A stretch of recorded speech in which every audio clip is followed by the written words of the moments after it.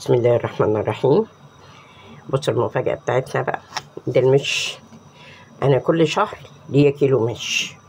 المش القديم بتاع السهاجية، المش القديم اللي متلاقوهوش إلا من نوادر الزمن ديكي أهو. بصي الجبنة القديمة، بصي الجبنة، بصي الجمال، بصي الجبنة سايحة ازاي، خطيرة حاجة اللهم بارك. المش ده بتعامل مع ناس من سوهاج بيجيبوا لي المش لحد عندي. الأول كنا ناخده في أكياس، كل نص كيلو بكيس، دلوقتي عملوا غلفوه في علب زي دي. اللهم بارك، حاجة زي الفل، حاجة الطعم تحفة بصراحة لا يقاوم.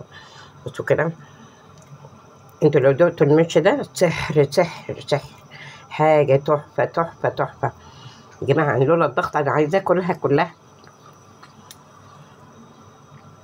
اللهم بارك.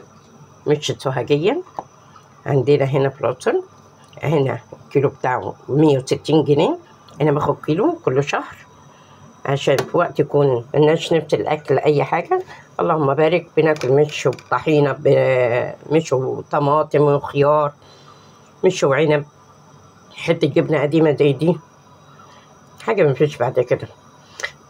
اللي تحب مش قديم تتصل بيا، ومن خلال قناتي ومن خلال صفحتي على الفيسبوك أم خديجة، ومن خلال قناتي يوميات في المطبخ.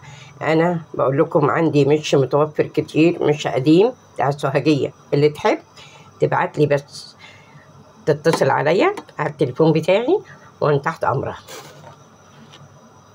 شكرا ليكم، وتحية طيبة لكل مشاهدين يوميات في المطبخ أم خديجة.